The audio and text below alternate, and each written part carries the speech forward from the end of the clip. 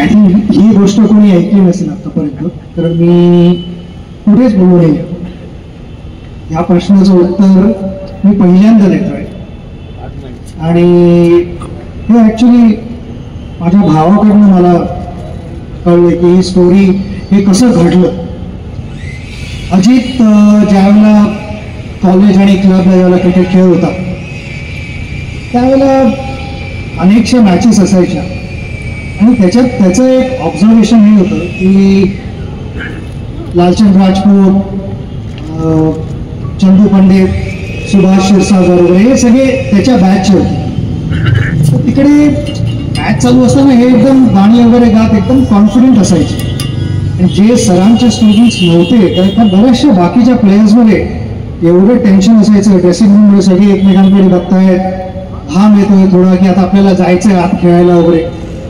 तर तो ऑलवेज हे वंडर करायचो की ह्या सरांच्या स्टुडंट्सना कधीच प्रेशर का नसायचं. नंतर त्याने पण इकडे प्रॅक्टिस केली होती शिवाजी पार्कात. त्याला रिअलाईज झालं की सरांकडे प्रॅक्टिस मॅचेस व्हायच्या भरपूर आणि त्यामुळे एक जे मॅच टेम्परमेंट म्हणतो आपण ते डेव्हलप झालेलं या सरांच्या सगळ्या स्टुडंट्सला. आणि मी म्हणेन की आय वॉज नो एक्सेप्शन तिकडे, कारण मी पण एवढ्या प्रॅक्टिस मॅचेस खेळलो आणि इकडे सगळे बसले तर सगळ्यांनाच सरांनी प्रॅक्टिस मॅचेस खेळायला लावले. आणि मला बऱ्याच वेळेला बॅटिंग करायला लागायची की शाळा संपवून यायचो आणि ज्या वेळेला एक प्रॅक्टिस मॅच चालू आहे त्यावेळेला सेकंड जे बॅटिंग करत असायचे त्यावेळेला ते सर सांगायचे की हा येईल आणि 4 नंबरवरती बॅटिंग करणार आहे. पण एक त्याच्यात अजून एक कंडिशन होती की जर काय मी लवकर आऊट झालो तर मी आत येऊन ड्रेसिंग रूम नाही बसू शकतो. आमच्या ड्रेसिंग रूमच्या इकडे टेंट असायचं, तुला बाकीच्या ओव्हर्स फिल्डिंग करायला लागेल.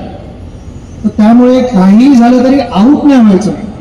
तर एक मॅच टेम्परमेंट ती प्रॅक्टिस जी होती ती लहानपणापासूनच डेव्हलप झाली आणि ती डेव्हलप झाली कारण मी सरांकडे गेलो. आणि हे डिसिजन माझ्या भावाचं होतं, त्याला कोणीही काही सांगितलं नव्हतं, त्याने स्वतःने ऑब्झर्व केलं होतं.